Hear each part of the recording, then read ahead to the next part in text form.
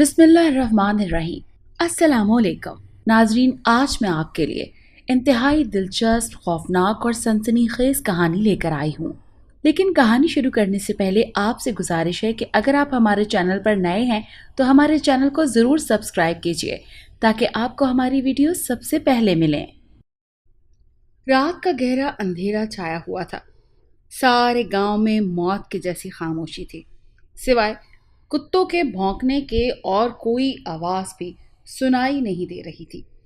گاؤں میں کچھ دن سے یہ خبر گردش کر رہی تھی کہ کوئی بھٹکی ہوئی روح ہر رات قبرستان سے نکل کر آتی ہے اور جو کوئی رات کو باہر نکلے صبح اس کی لاش ملتی ہے۔ مجھے اس علاقے میں ایس ایچ او کے طور پر ذمہ داری سنبھالے صرف 2 روز ہوئے تھے۔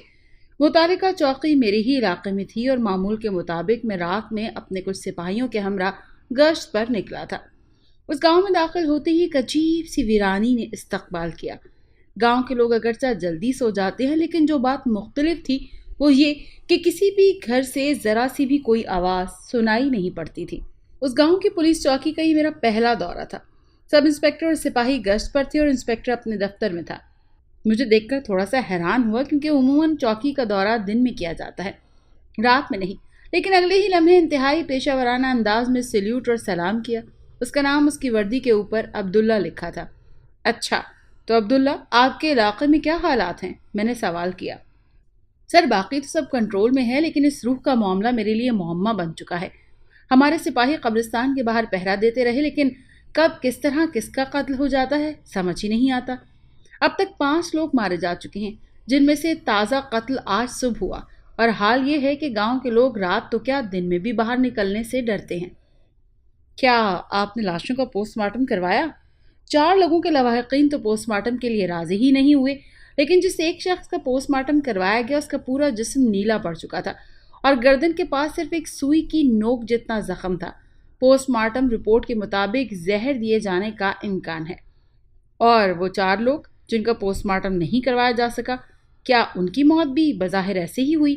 جی ہاں، سب کی گردن پر زخم ایک ہی جگہ پر ہے اور جسم نیلے پڑ گئے تھے۔ ٹھیک ہے، اس کیس کو میں ذاتی طور پر خود مانیٹر کروں گا۔ آپ کیا مجھے مرنے والوں میں سے کسی کے گھر لے جا سکتے ہیں؟ میں نے سوال کیا۔ مجھے افسوس ہے سر، شاید اس وقت تو کوئی بھی دروازہ کھولنے کو تیار نہیں ہوگا، لیکن اگر آپ چاہتے ہیں تو میں کسی سپاہی کو بھیج دیتا ہوں۔ ٹھیک ہے، صبح ان لوگوں کو یہاں بلا لینا۔ ابھی میرے ساتھ چلو، میں قبرستان دیکھنا چاہتا ہوں، اور یہاں کسی سے کہو کہ تمام جرائم پیشہ افراد کا ڈیٹا نکال کر رکھے۔ میں واپس آ کر دیکھوں گا۔ یہاں ایک بات میں معزز سننے والوں کی تسلی کے لیے بتاتے چلوں کہ ایک علاقے میں جتنے لوگ بھی جرم کی دنیا سے وابستہ ہوتے ہیں یا رہ چکے ہوتے ہیں، ان سے متعلق ساری تفصیل ہمارے پاس موجود ہوتی ہے، اور جب بھی اس طرح کا کوئی واقعہ ہو تو سب سے پہلے شک ایسے ہی لوگوں پر کیا جاتا ہے جن کا ماضی کسی نہ کسی گناہ سے آلودہ رہ چکا ہو۔ جہاں تک بات ہے بدروح کی، تو گاؤں کے سادہ لوگوں کو قائل کرنے کے لیے اور ان پر اپنی دھاک بٹھانے کے لیے عام طور پر مجرموں کی طرف سے اس طرح کی کہانیاں بنائی جاتی ہیں۔ قبرستان کے سامنے درختوں کا ایک جھنڈ تھا، بالکل اسی طرح کے درخت جو کسی خوفناک فلم یا ڈرامے میں دکھائے جاتے ہیں، اور ان درختوں کے درمیان ہی وہ جگہ تھی جہاں آج صبح ہی ایک لاش ملی تھی، اور یہی راستہ آگے چل کر پکی سڑک سے ملتا ہے جو شہر کی طرف جاتی ہے، تو ہر گزرنے والے کو قبرستان کے پاس سے ہو کر گزرنا پڑتا ہے۔ آج کی تاریخ کا مقتول شہر میں لکڑی کے کاریگر کے پاس کام کرتا تھا اور 2 مہینے بعد واپس آیا تھا، جو کہ یقیناً بس تاخیر سے ملنے سے دیر سے پہنچا اور بدروح کا شکار ہو گیا۔ عبداللہ نے مجھے یہ سب قبرستان پہنچنے تک بتایا۔ وہاں پہنچ کر دیکھا تو کرائم سین کو پیلی پٹیاں لگا کر بند کیا ہوا تھا۔ گزرے ہوئے ہفتے میں 3-4 دن بارش بھی ہوئی تھی، سو پچھلے 2 دن سے موسم خشک تھا، پر زمین ابھی بھی گیلی تھی، جو کہ ہمارے لیے اچھی تھی، کیونکہ گیلی زمین پر کوئی نہ کوئی سراغ مل ہی جاتا ہے۔ قبرستان میری توقع کے برعکس بہت ہی صاف ستھرا تھا، جیسے ابھی ابھی کوئی صفائی کر کے گیا ہو، اور کافی بڑے رقبے پر پھیلا ہوا تھا۔ قبرستان کے اندر کافی پرانی قبریں بھی موجود تھیں جو شاید تقسیم ہند سے بھی پہلے کی تھیں، اور بہت وقت گزر جانے کی وجہ سے خستہ حالی کا شکار تھی۔ وہاں کی مٹی کالے رنگ کی تھی۔ کوئی بھی شخص اس طرح کے پراسرار ماحول میں وہاں روح کی وجود کا قائل نہیں ہوتا۔ باہر ٹارچ کی روشنی میں درختوں کے ساتھ الٹے لٹکے ہوئے بہت سے چمگادڑیں بھی نظر آئیں۔ یہ بات سمجھ سے باہر تھی کہ ہر بار قاتل ایک ہی جگہ پر کیوں ہوا۔ اگر کوئی قاتل 5 قتل کرتا ہے تو کم از کم ہر بار ایک ہی جگہ کا انتخاب تو نہیں کرے گا۔ خیر، اب صبح کا انتظار کرنا تھا تاکہ گاؤں کے لوگوں سے بھی تفتیش کی جا سکے۔ چونکہ واپس پہنچے تو ایک سپاہی کے سلیوٹ پر مجھے کچھ شک ہوا۔ اس کے ہاتھ کانپ رہے تھے۔ میں نے اشارے سے دفتر میں بلایا اور اس کا نام اکرم تھا۔ اپنے سپاہیوں سے براہ راست تفتیش نہیں کی جاتی، اسی لیے میں نے کہا، اکرام، مجھے لگتا ہے میری کلائی کی گھڑی قبرستان کے آس پاس کہیں گر گئی، جلدی سے جا کر لے آؤ۔ وہ بوکھلائی ہوئی آواز میں بولا، سر وہاں تو روح ہے، اسی لیے تو کہہ رہا ہوں کہ کہیں روح میری گھڑی اٹھا کر نہ لے جائے۔ سر آپ کیا کہہ رہے ہیں؟ روح گھڑی کا کیا کرے گی؟ تمہیں اتنا یقین کیسے ہے کہ وہاں کوئی روح ہے؟ وہ میری بیوی نہیں، گاؤں کے لوگ کہتے ہیں۔ تمہاری بیوی؟ جی وہ اس نے گاؤں کے لوگوں سے سنا ہے۔ اور گاؤں کے لوگوں کو کس نے بتایا؟ وہ جی پتہ نہیں، پورے گاؤں میں یہی بات پھیل چکی ہے۔ پیر صاحب نے گاؤں کے آس پاس حصار بھی کھینچا ہے۔ ٹھیک ہے، تم جاؤ، میں سمجھ گیا کہ اب روح کا سراغ کہاں سے ملے گا۔ اگلی صبح بجائے گاؤں کے لوگوں کو بلانے کے انسپکٹر عبداللہ کو ساتھ لے کر میں خود مقتولین کے گھر گیا۔ ایک گاؤں میں ایک کے بعد ایک 5 قتل ہو جانا معمولی بات نہیں تھی۔ گاؤں کی عورتیں چھتوں پر چڑھ کر پولیس کے سائرن بجاتی گاڑیوں کو دیکھ رہی تھیں۔ ہر گھر کی کہانی ایک ہی تھی۔ مقتول کسی مجبوری سے گھر سے نکلا اور پھر اس کی لاش واپس آئی۔ سب کی گردن پر ایک جیسا زخم اور جسم نیلا ہو جانے کی اطلاع تھی۔ تازہ قتل ہونے والے شخص کے گھر پہنچے تو دروازے کے اوپر ایک سفید کپڑے میں لپٹا ہوا آلو لٹکا ہوا تھا، جس کے اندر بہت سے کانٹے چبھوئے گئے تھے۔ یقیناً یہ بدروح کو بھگانے کا کوئی ہتھیار ہی ہوگا۔ مقتول کے والد دروازہ کھولنے کو تیار ہی نہیں تھے۔ ان کے خیال میں بدروح کے مسئلے کو کوئی پیر فقیر حل کر سکتا تھا، نہ کہ کوئی پولیس آفیسر۔ ظاہر ہے کہ ہم زبردستی دروازہ نہیں کھلوا سکتے تھے، اسی لیے واپس پلٹنے کا ارادہ کیا۔ چوکی پہنچ کر عبداللہ سے کہا کہ پیر صاحب کو تھانے بلا لیا جائے۔ اس نے حیران ہو کر کہا، سر، آپ پیر صاحب کو یہاں بلائیں گے؟ کیوں؟ پیر صاحب کی توہین ہوتی ہے کیا؟ نہیں، میرا یہ مطلب نہیں تھا۔ گاؤں کے لوگ ان کے بڑے عقیدت مند ہیں۔ اگر آپ انہیں یہاں بلائیں گے تو شاید مسئلہ ہو جائے۔ ٹھیک ہے، کچھ دیر آرام کر لیں، پھر ہم خود ہی پیر صاحب کی بارگاہ میں حاضر ہو جائیں گے۔ کیونکہ ساری رات بھی گھومتے پھرتے گزری تھی، اسی لیے تھوڑی دیر آرام کیا۔ شام کی چائے پی اور پھر پیر صاحب کے آستانے کی طرف چل پڑے۔ پیر صاحب کا ڈیرا گاؤں سے ذرا سا ہٹ کر تھا، عین وہاں جہاں سے جنگل کی حدود کا آغاز ہوتا تھا۔ وہ کوئی عام ڈیرا نہیں تھا، اچھا خاصا پکا گھر تھا جس کے 2 حصے تھے۔ ایک حصے میں شاید جانور باندھے گئے تھے۔ سامنے صحن میں ایک بڑا سا پیپل کا درخت تھا جس کے اوپر رنگ برنگے کپڑے لٹک رہے تھے۔ عبداللہ نے بتایا کہ عام طور پر یہاں عقیدت مندوں کی بھیڑ ہوتی ہے، لیکن آج منگل ہے اور منگل کو پیر صاحب کسی سے نہیں ملتے۔ ہر آستانے کی طرح یہاں بھی کچھ چیلے موجود تھے جو پہلے تو ہمارا راستہ روکنے کے لیے آگے بڑھے، لیکن عبداللہ کے ہاتھ میں پستول دیکھ کر پیچھے ہٹ گئے۔ لیکن پھر بھی جوتے اتار کر پیر صاحب کی بارگاہ میں حاضری کے لیے پیش ہوئے۔ موکل ناراض ہوتے ہیں کا بیان دے دیا۔ ہم اندر داخل ہوئے تو پیر صاحب نظر آئے۔ ادھیڑ عمر، لمبی سی داڑھی، ہاتھ میں تسبیح، سیاہ لباس پہنے زمین پر بیٹھے شاید کوئی وظیفہ پڑھ رہے تھے۔ ہماری طرف متوجہ ہوتے ہی اٹھ کھڑے ہوئے اور لال آنکھوں سے مجھے گھور کر بولے، ہمارے آستانے پر آج تک پولیس نہیں آئی، تم کون ہو گستاخ؟ میں نے فوراً دونوں ہاتھ اٹھایا اور کہا، پیر صاحب، میں کوئی گستاخی کرنے نہیں آیا، میں تو صرف سلام کرنے کے لیے حاضر ہوا ہوں۔ عبداللہ حیران پریشان میری طرف دیکھ رہا تھا۔ پیر صاحب بولے، بول، کیا چاہتا ہے؟ آپ سے تو کچھ ڈھکا چھپا نہیں ہے۔ میں آپ کے علاقے میں کچھ دن پہلے ہی تعینات کیا گیا ہوں اور آپ کی بڑی تعریف سنی ہے۔ آج آپ کی زیارت کا شرف حاصل کرنے حاضر ہوا ہوں۔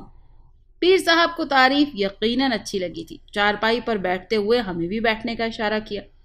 بیٹھ کر میں نے بات جاری رکھی، پیر صاحب، آپ تو جانتے ہیں کہ گاؤں میں بدروح کی باتیں گردش کر رہی ہیں۔ میں بس یہ چاہتا ہوں کہ آپ چوکی تشریف لائیں، کوئی وظیفہ کریں اور ہمیں اس مصیبت سے نجات دلائیں۔ سب کے ساتھ ساتھ پولیس کے جوانوں کی زندگیاں بھی خطرے میں ہیں۔ ٹھیک ہے، ابھی تو ہمارے موکلوں کی حاضری کا وقت ہوا چاہتا ہے، بعد میں آ جاؤں گا۔ اگر آپ برا نہ مانیں تو ابھی تشریف لائیں، کیونکہ مجھے آئی جی صاحب کے دفتر جانا ہے، پھر پتہ نہیں کتنے دن تک اس گاؤں میں آ سکوں۔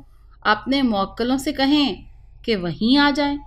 تھوڑی ہی دیر کے بعد پیر صاحب تھانے میں میرے سامنے بیٹھے تھے اور عبداللہ میری ہدایت کے مطابق سپاہیوں کے ہمراہ آستانے کی تلاشی لینے جا چکا تھا۔ میں نے اپنی سروس کے دوران یہ سیکھا ہے کہ کبھی بھی عقیدے سے جنگ نہیں لڑی جا سکتی۔ گاؤں کے لوگ پیر صاحب سے اس حد تک عقیدت رکھتے تھے کہ براہ راست تفتیش یا تلاشی سے عوامی غصہ سامنے آنے کا خطرہ تھا۔ پیر صاحب چوکی کو بدروح سے محفوظ بنانے کے لیے وظیفہ پڑھ رہے تھے۔ وظیفہ پورا ہونے سے پہلے عبداللہ تلاشی لے کر آ چکا تھا۔ ہاتھ کے اشارے سے اس نے بتایا کہ کچھ ثبوت ملے ہیں۔ ایک بات جو ہم نے ابھی تک سب سے پوشیدہ رکھی تھی وہ اب اپنے تمام لوگوں کو بتا دیں کہ جب پچھلی رات میں قبرستان دیکھنے گیا تو گیلی زمین پر لوگوں کے پاؤں کے نشانات دیکھے۔ میں نے کھوجی بلانے کا فیصلہ کیا۔ کھوجی اپنا کام اتنے اچھے طریقے سے کرنا جانتے ہیں کہ زمین کو دیکھ کر قاتل کا پتہ بتا دیتے ہیں۔ اسی رات کھوجی نے قتل کی جگہ اور پورا گاؤں دیکھ لیا۔ تھوڑی ہی دیر گزری تھی کہ وظیفہ پورا ہو چکا۔ میں نے کچھ سپاہیوں کو بھیجا کہ پیر صاحب کو عزت و احترام سے آستانے پر چھوڑ آئیں۔ عبداللہ اور کھوجی بابا میرے سامنے بیٹھے تھے۔ کھوجی نے بتایا کہ قتل کی جگہ پر بہت سے لوگوں کے پاؤں کے نشانات ہیں، کیونکہ قتل کی خبر پھیلتے ہی بہت سے لوگ اکٹھے ہو جاتے ہیں۔ اسی لیے اتنے زیادہ نشانات میں سے قاتل کے پاؤں کا نشان کون سا ہے یہ بتانا مشکل ہوگا۔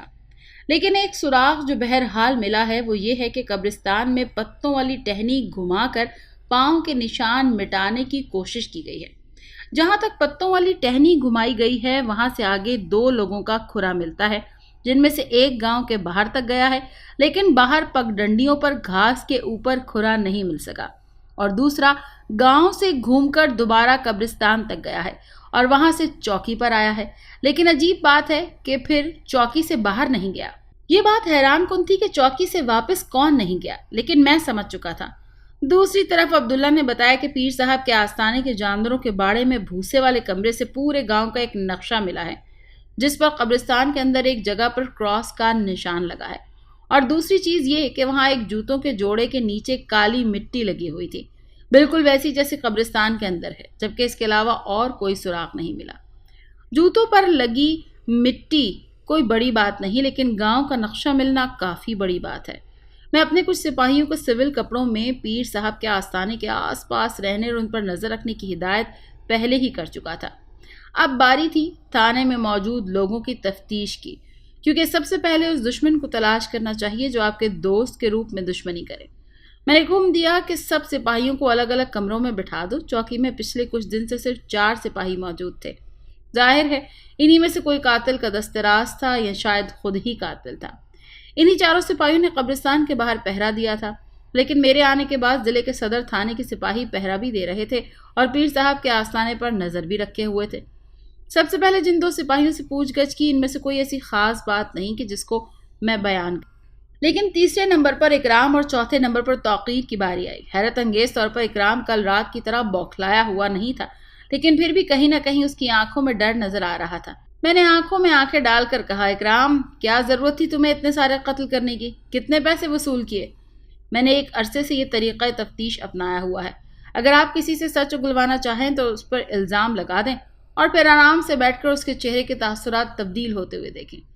ایک بے گناہ اور گناہ گار کے تاثرات میں کیا فرق ہوتا ہے یہ میں اچھی طرح جانتا ہوں۔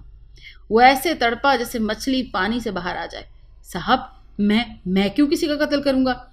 یہی تو میں پوچھ رہا ہوں۔ گاؤں کے 5 لوگوں سے تمہاری کیا دشمنی تھی؟ میری کسی سے کوئی دشمنی نہیں ہے، آپ بلا وجہ مجھ پر الزام لگا رہے ہیں۔ تم آخری قتل کی رات پہرے پر تھے، پھر بھی قتل ہو گیا، اس کا مطلب تو یہی ہے کہ تم ہی قاتل ہو۔ میں اس رات پہرے پر نہیں تھا تو پھر کہاں تھے؟ میں اپنے گھر پر تھا، لیکن توقیر نے تو سب بتا دیا ہے۔ اس کے چہرے پر کئی رنگ آ کر گزر گئے۔ یہ کیسے ہو سکتا ہے؟ وہ تو خود… میں نے آگے بڑھ کر اس کا گریبان پکڑ کر ایک جھٹکا دیا اور کہا، بول۔ میں بے قصور ہوں صاحب جی، میں نے کچھ نہیں کیا، میں تو بس اپنی جان بچا کر بھاگ رہا تھا۔ عبداللہ کو اکرام کا بیان لکھنے کا کہہ کر میں توقیر کے پاس آیا۔ اگلی باری توقیر کی تھی۔ میں نے جاتے ہی اسے بالوں سے پکڑا اور زوردار تھپڑ مارا۔ شرم نہیں آئی تمہیں؟ معصوم لوگوں کا خون بہاتے ہو؟ بولو کیسے مارا ان سب کو؟ اس کی آنکھیں سرخ ہو رہی تھیں۔ میں نے کچھ نہیں کیا۔ تمہیں کیا لگتا ہے تمہارے پیر صاحب تمہیں بچانے آئیں گے؟ وہ خود تمہارے خلاف بیان دے کر جا چکے ہیں۔ وہ حیران ہو کر مجھے دیکھے جا رہا تھا۔ اگرچہ پیر صاحب نے کوئی بیان نہیں دیا تھا، لیکن توقیر سے سچ اگلوانے کے لیے میں نے جھوٹ بول دیا۔ میں بھی جانتا تھا کہ ایسے لوگ غربت سے تنگ آ کر اپنی جان بچانے کے ڈر سے مجرموں کے ساتھی بن ہی جاتے ہیں۔ ان سے سچ بلوانا ہو تو انہیں یقین دلا دیں کہ ان کی پشت پناہی کرنے والے اب ان کی جان نہیں بچائیں گے؟ وہ ابھی تک خاموش تھا۔ دیکھو توقیر، تم شاید نہیں جانتے لیکن میرا تعلق اسپیشل انویسٹیگیشن برانچ سے ہے۔ میں جس کو جتنے دن چاہوں غائب کر دوں۔ کوئی وزیر یا مشیر بھی یہ حق نہیں رکھتا کہ مجھ سے سوال کرے۔ جن لوگوں کے لیے تم نے جرم کیا ہے وہ تمہیں پھنسا کے بڑی آسانی سے نکل جائیں گے۔ تمہیں کوئی نہیں پوچھے گا۔ میں نے کسی کو نہیں مارا، لیکن میں جانتا ہوں کہ قاتل کون ہے۔ اچھا، تو بتاؤ پھر قاتل کون ہے؟ پیر صاحب کے آستانے پر رہنے والا ان کا ایک چیلا۔ اگلے کچھ لمحوں میں توقیر کا بیان بھی ریکارڈ کیا جا چکا تھا۔ توقیر اور اکرام کے بیان ملتے جلتے تھے۔ دونوں نے ہی قتل ہوتے دیکھا اور قاتل کو بھی۔ اس کے بعد دونوں کو قاتلوں کی طرف سے دھمکایا گیا۔ میں نے اگلے دن تمام جرائم پیشہ افراد کی مکمل تفصیل طلب کی تھی۔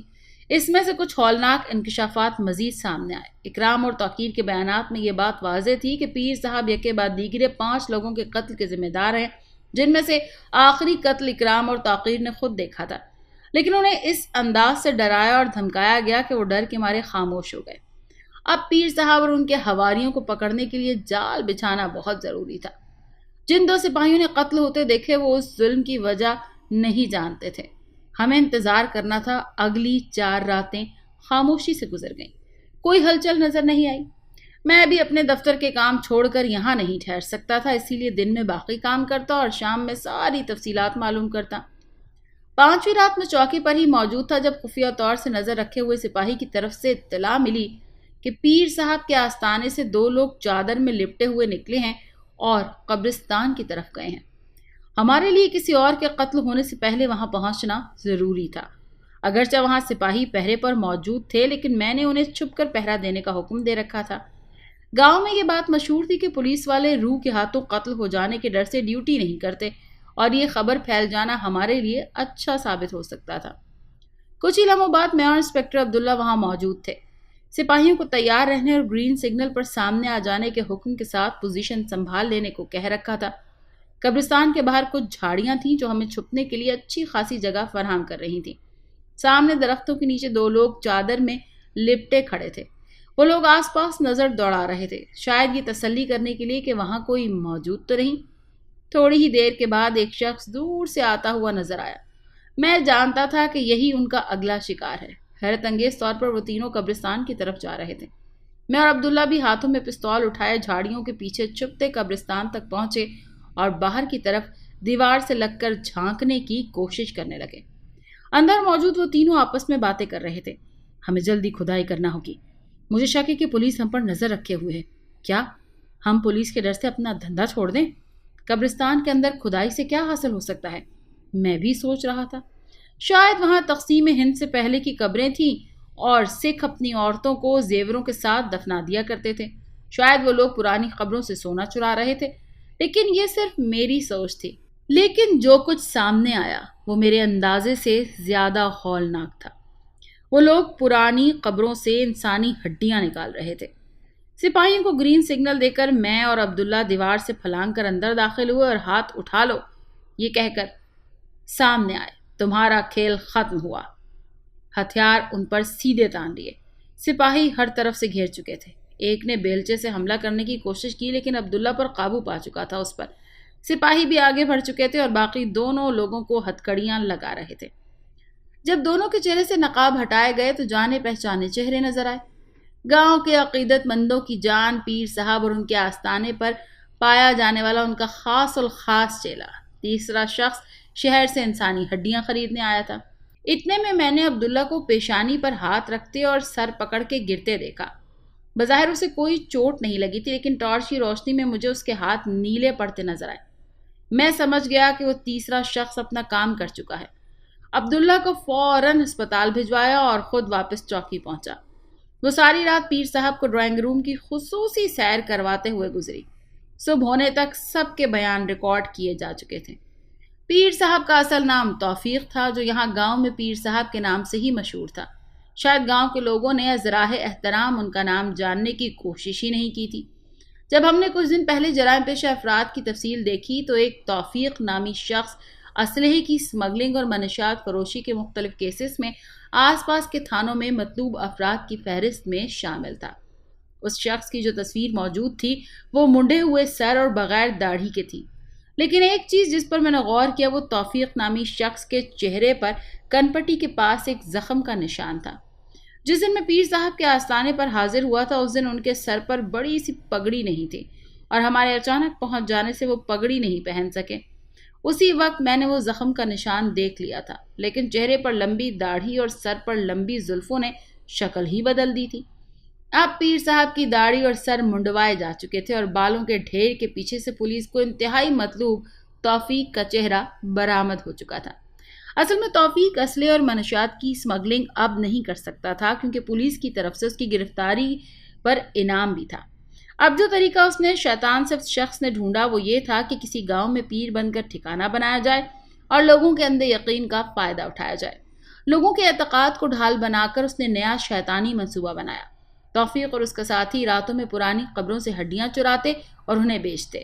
اس مکروہ کام سے ملنے والا منافع منشیات فروشی سے زیادہ تھا۔ ان ہڈیوں کے خریدنے والے بھی ایسے ہی گھٹیا افراد ہوتے جو کہ ان پر کالا جادو کرتے یا سائنسی تحقیق کے لیے ان ہڈیوں کو مہنگے داموں فروخت کرتے۔ مسئلہ اس دن ہوا جب پہلے مقتول کو ان کے شیطانی فعل کا علم ہوا۔ اس سے پہلے کہ وہ پولیس کو خبر کرتا جعلی پیر صاحب نے اس کا کام تمام کر دیا۔ قتل کے بعد پیر صاحب مقتول کے گھر گئے اور لوگوں کو قبرستان سے نکلنے والی روح کی کہانی سنائی جو لوگوں کی گردن سے خون پی جاتی ہے، جو کہ اصل میں پیر صاحب کا ہی کام تھا۔ وہ زہر کی سوئی چبھاتے اور کچھ ہی لمحوں میں جسم میں پھیلتا ہوا زہر انسان کو بے ہوشی اور بے ہوشی سے موت کی وادی میں لے جاتا۔ گرفتاری کی رات عبداللہ کے ہاتھ پر بھی ایسی ہی زہریلی سوئی چبھائی گئی تھی، لیکن اس کو وقت پر ہسپتال پہنچا دیا گیا تھا۔ ڈاکٹرز کا کہنا تھا کہ وہ اس طرح کا زہر تھا جو سانپ کے کاٹے کا ہوتا ہے، جس سے انسان کی رگوں میں خون جمنے لگتا ہے اور نظام دوران خون متاثر ہونے سے موت واقع ہو جاتی ہے۔ یکے بعد دیگرے جن اور 4 لوگوں کے قتل ہوئے ان میں سے 2 نوجوان انٹرنیٹ پر ویڈیوز بناتے تھے اور انٹرنیٹ پر ہمت دکھانے کے لیے قبرستان کا ایک چکر لگانے گئے تھے، لیکن پھر زندہ واپس نہ آ سکے۔ چوتھا شخص اپنی والدہ کی دوائی لینے شہر جا رہا تھا، لیکن یہ مجبوری ہی اس کی جان جانے کا سبب بنی۔ جیسے کہ میں پہلے عرض کر چکا ہوں کہ شہر کی طرف جانے والا ایک ہی راستہ تھا جو قبرستان کے پاس سے ہو کر پکی سڑک سے ملتا ہے۔ 5واں اور آخری مقتول شہر سے واپس آتے ہوئے قبرستان کے پاس روح یعنی توفیق عرف پیر صاحب کے چیلے کا شکار ہوا، جس کا ذکر پہلے ہی کیا جا چکا ہے۔ آخری قتل کو اکرام اور توقیر نے دیکھا تھا، لیکن انہوں نے توفیق کے ساتھی کو قتل کرتے دیکھا تھا اور اس نے انہیں دھمکا کر ساتھ ملا لیا۔ توفیق کے لیے اکرام اور توقیر کا قتل بھی شاید کوئی بڑی بات نہ ہوتی، لیکن 2 پولیس اہلکاروں کا قتل بڑی تفتیش کا سبب بن سکتا تھا، اور پھر گاؤں والوں کو تو روح کی کہانی سنائی جا سکتی تھی پر پولیس کو نہیں۔ یہ لوگ سفید کپڑے میں آلو لپیٹ کر اس میں کانٹے چبا کر لوگوں کو دیتے کہ اگر یہ آلو دروازے پر لٹکا لیا جائے تو روح اندر نہیں آئے گی۔ واردات کے بعد یہ لوگ پتوں والی ٹہنیاں گھما کر پاؤں کے نشانات مٹا جاتے، ان کا کھرا بھی نہ مل سکے۔ یہ دھندا کافی مہینوں سے چل رہا تھا، لیکن کسی کو خبر نہ ہوئی تھی۔ پھر ایک جرم انسان سے کئی اور جرم کرواتا ہے اور پھر ایسی الٹی گنتی شروع ہوتی ہے کہ انسان کا واپس آنا ناممکن ہو جاتا ہے۔ سب کے خلاف FIR درج ہو چکی تھی۔ قتل کی سزا پھانسی تھی، جبکہ انسانی ہڈیاں خریدنے والے گروہ کی گرفتاری کے لیے دوسرے علاقے کے تھانوں کو بھی اطلاع پہنچائی جا چکی تھی۔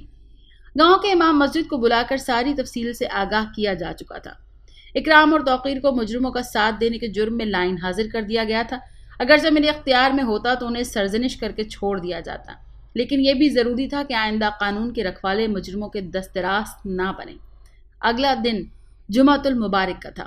عبداللہ کو اسپتال سے چھٹی مل چکی تھی۔ میں اس کے گھر پہنچا۔ وہ کافی کمزور نظر آ رہا تھا۔ مجھے دیکھتے ہی اٹھنے کی کوشش کی، لیکن میں نے اسے لیٹے رہنے کا اشارہ کیا۔ وہاں اسے کیس کی ساری تفصیل بتا کر جلدی سے صحت یاب ہونے اور اپنی ڈیوٹی پر واپس آنے کی ہدایت کر کے میں گاؤں کی جامع مسجد پہنچا۔ امام مسجد خطبہ دے رہے تھے۔ خطبے کے دوران انہوں نے روح کی ساری کہانی کھول کر سامنے رکھی اور لوگوں کو ہدایت بھی کی کہ اپنے ایمان اور عقیدے کو اتنا کمزور مت کریں کہ وہ کسی کی بھی باتوں میں آ کر بہک جائے۔ 1 ہفتے بعد جب دوبارہ اس گاؤں میں جانا ہوا تو عبداللہ چوکی میں موجود تھا۔ مجھے دیکھتے ہی مسکرایا اور سیلوٹ کیا۔ اور انسپکٹر عبداللہ، آپ کے گاؤں میں کوئی نئی روح تو نہیں آئی؟ وہ ہنس پڑا۔ نہیں سر، کوئی اور نئی روح نہیں آئی، نئے پیر صاحب بھی نہیں آئے اور اب آئیں گے بھی نہیں۔ یقین ہے کہ نہیں آئیں گے؟ جی سر، میں نے گاؤں کے تمام سرکردہ افراد کو بلایا اور ان سے کہا کہ مقامی طور پر کچھ اصول بنائیں اور ان پر عمل کریں۔ یہ تو بہت اچھی بات ہے۔ کیا اصول بنائے گئے؟ گاؤں کے لوگ اس بات پر متفق ہو گئے ہیں سر کہ کوئی بھی شخص باہر سے یہاں رہنے آئے تو اسے سب سے پہلے چوکی پر لایا جائے گا اور اس کے ماضی کی چھان بین کی جائے گی تاکہ آئندہ کوئی ایسا مجرم پیر بن کر لوگوں کے عقائد اور زندگیوں سے نہ کھیل سکے۔ اس دن وہ گاؤں چھوڑتے ہوئے میں مطمئن تھا، لیکن کاش گاؤں والے یہ سب پہلے سمجھ لیتے تو شاید انہیں 5 قیمتی جانوں کی قربانی۔ اگر آپ کو یہ کہانی اچھی لگی ہے تو اس ویڈیو کو لائک کیجیے اور اس طرح کی مزید ویڈیوز دیکھنے کے لیے ہمارے چینل کو سبسکرائب کیجیے۔ اور ہاں، اگر آپ کی کسی دوست، رشتہ دار یا بہن کے ساتھ خدا نہ کرے ایسا کوئی واقعہ پیش آیا ہے تو ہمیں کامنٹ سیکشن میں اس کے بارے میں ضرور بتائیے۔